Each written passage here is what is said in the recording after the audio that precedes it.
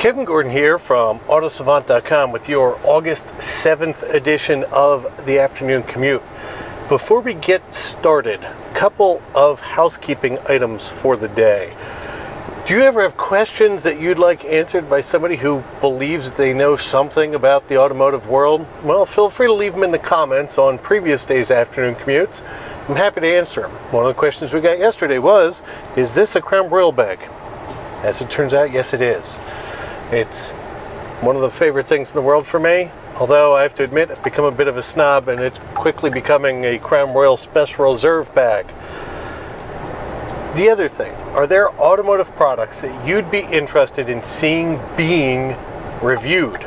If there are, feel free to leave those in the comments as well. Like I said, we've got some Ram mount stuff coming up, some cleaning product comparisons coming up, but I'm always interested and we're always happy to reach out to the manufacturers to see what's available out there. So let us know. So moving on to the actual commute. Rumor has it that Dodge is using the rhythm method to keep its partners from conceiving. No, that's wrong. They're pulling out. No, wait, I'm getting another update. Oh, no. They're pulling out of NASCAR. So I had that completely wrong. Apologies. Yep, it's confirmed. Even Ralph Giles, the head of SRT, has come out and said in a statement that in 2013, Dodge will not be in NASCAR, which, makes total sense because the one American manufacturer that actually made a V8 front-engine rear-wheel drive sedan and coupe isn't going to be in NASCAR anymore. So it'll only be manufacturers that make front-engine, front-wheel drive cars that will be in NASCAR.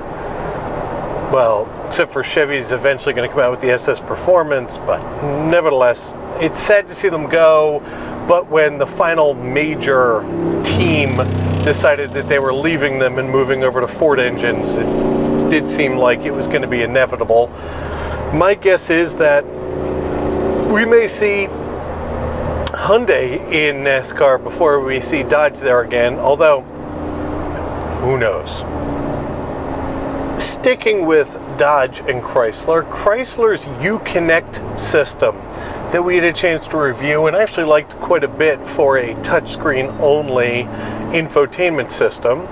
Well, they've officially announced that the next version of it is also going to come with a live data connection. At least it'll be available with a data connection. Their data service is going to be provided through Sprint's network. So currently that's not the best of things, but Sprint is doing an enormous amount to upgrade their network. So in the future, it actually might be a pretty good bet to be with Sprint as far as a data provider. Also, Sprint's one of the most favorable from a pricing perspective as far as their data plans, and of course the only provider out there that you can get truly unlimited data with. The first two models that this will be available with will be the SRT Viper and the upcoming Ram 1500, the 2013 Ram 1500, as well as an updated interface that we're showing a picture of here. So I think actually this is a pretty exciting thing. While it may seem duplicative, or however you'd pronounce that word if you could actually pronounce words, I'm in favor of it. The Audi system with its hotspot capability I actually find useful, as strange as it is, and it's nice to have a live connected car for updates and the like, and for streaming without having to rely solely on your phone's data plan.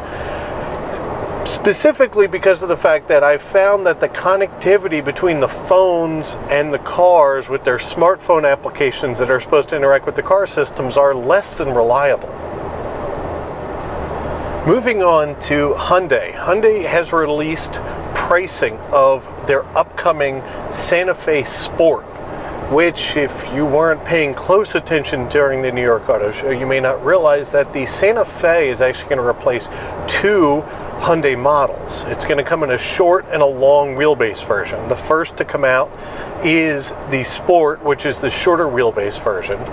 It's going to come in as a base price of $26,275, I believe. which undercuts its competition like the Murano and other mid-size SUVs by quite a bit. Now, if you want the tarted up 2.0 turbo version with its high output engine like you can get in the Elantra, that will run you with a bunch of features $35,000 or so, which again undercuts a lot of its competition in price. It's a good looking thing, and this is going to be another hot selling, positively reviewed thing for Hyundai when it eventually hits dealerships later this year. And finally for today, the Ford C-Max Hybrid, which is their small people mover that they're lining up against the Prius V, the wagoned back Prius, has official EPA numbers as of today. And those numbers are 47 in the city, 47 on the highway, and surprisingly, a combined 47 mile per gallon number. How does that stack up? Well, it beats the Prius V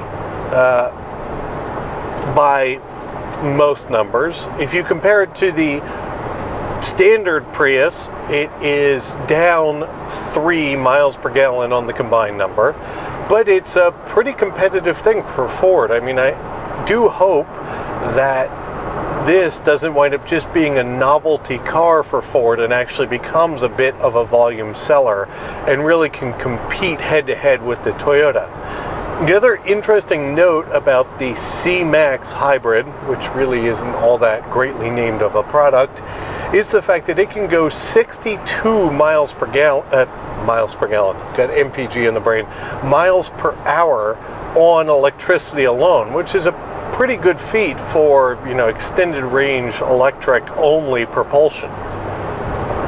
So that's the afternoon commute for today, August the 7th. I'm Kevin Gordon from AutoSavant.com, and I look forward to talking to you guys tomorrow.